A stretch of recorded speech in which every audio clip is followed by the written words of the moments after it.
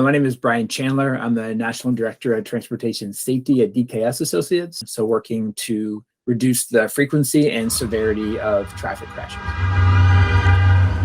Knowing that if we're encouraging more pedestrians to be walking, especially in our cities, but really everywhere, we need to facilitate that. We need to think more broadly about who is living here, where do they want to go, and then what can we do to try to make that connection. We're not always going to have the hard black and white data to make the best decisions, but we still can have conversation, have other data sets that can then help us make those decisions to help pedestrians be safer.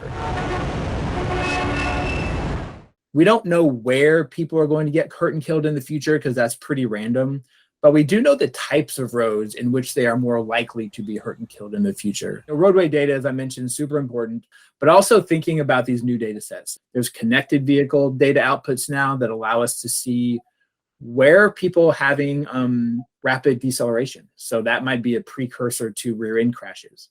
Where are people making rapid lane changes? When do they have their windshield wipers on? This is all data coming out of these connected vehicles.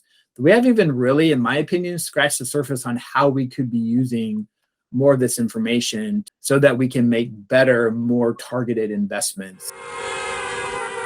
Dashboards have really helped me be able to see visually kind of what's happening in the city.